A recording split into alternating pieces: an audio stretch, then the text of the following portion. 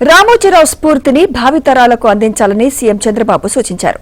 విజయవాడలో నిర్వహించిన రామోజీరావు సంస్మరణ సభలో ఆయన పాల్గొన్నారు. నవ్యాంధ్ర రాజధానికి అమరావతి పేరును రామోజీరావు సూచించారని గుర్తు చేశారు చంద్రబాబు.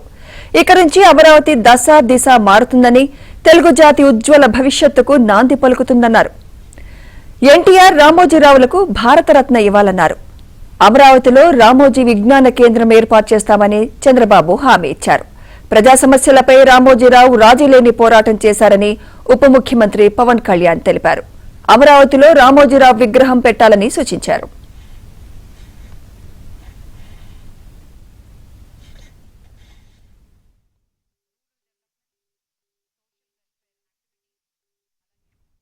ఒక ఎన్టీఆర్ ఉంటాడు, ఒకే ఒక రామోజీరావు గారు ఉంటారు.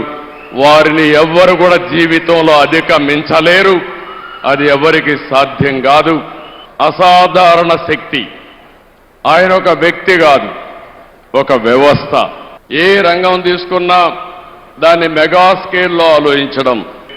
ఎన్నో ప్రభుత్వాలు ప్రయత్నం చేశాయి, దెబ్బతీయాలని ప్రయత్నం చేశాయి.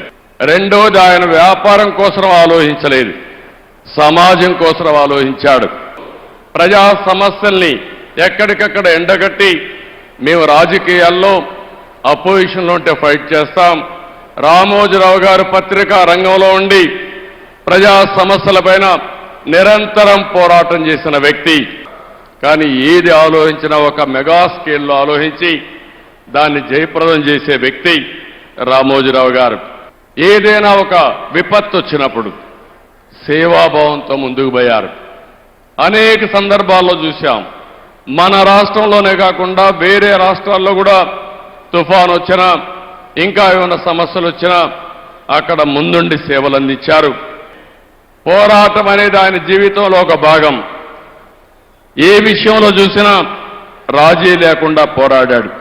నేను ఏ పేరు పెట్టాలని ఆలోచించినప్పుడు ఆయన ఒక రీసెర్చ్ చేసి, మీరు ఏ పేరంటే ఆ పేరు పెడితే కరెక్ట్గా రాదు, అమరావతిని పేరు పెట్టండి, దీనికి జస్టిఫికేషన్ ఇదని చెప్పి నాకు ఒక రీసెర్చ్ చేసి రీసెర్చ్ పేపర్ పంపించిన వ్యక్తి రామోజీరావు గారు అని చెప్పి నేను మీకు తెలియజేస్తున్నా.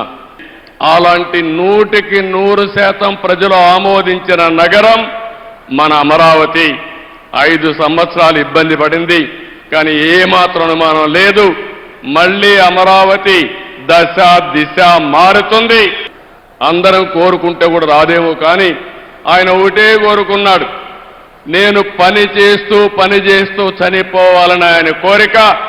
అదే చివరి రోజుల్లో జరిగిందని చెప్పి కూడా నేను మీకు తెలియజేస్తున్నా. నిరంతరం పనిచేయాలనేది ఆయన ఆలోచన.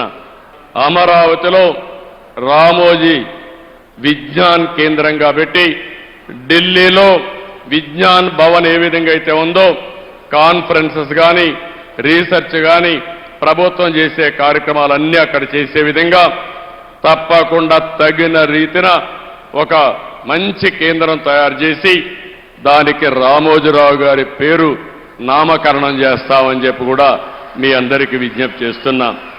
విశాఖపట్నంలో చిత్ర నగరి అని ఒక పేరు పెట్టి సినిమా షూటింగ్లు చేయడం కోసం ఇప్పుడే మిత్రుడు పవన్ కళ్యాణ్ గారితో మాట్లాడా. అక్కడ కూడా చిత్ర నగరని రామోజీరావు గారి పేరుతోనే పెడతాం. ఆయన మాట్లాడిన విధానం చాలా నిక్కచ్చిగా, ప్రజల పక్షపాతాన్ని. ఆయన మాట్లాడుతున్నంతసేపు నాకు మైండ్లో ఒకటే అనిపించింది, మనసులో జర్నలిస్టిక్ వాల్యూస్ని కాపాడటానికే ఆయన ఉన్నారు.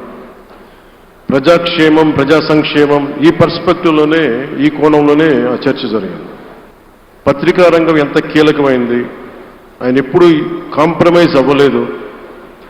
ఒక విషయం చెప్పాలి అంటే అది తనకి తెలిసిన వారు అవ్వచ్చు, తన సన్నిహితులు అవ్వచ్చు, స్నేహితులు అవ్వచ్చు, కుటుంబ సభ్యులు అవ్వచ్చు, జనం కోసం వచ్చేటప్పటికి నిష్పక్షపాతంగా చాలా నిర్దాక్షిణ్యంగా ఉంటుంది ఆయన ఆలోచన పరిధి. అలాంటి వ్యక్తి మీద ఎన్ని రకాల ఇబ్బందులు పెట్టారో మనందరికీ తెలుసు.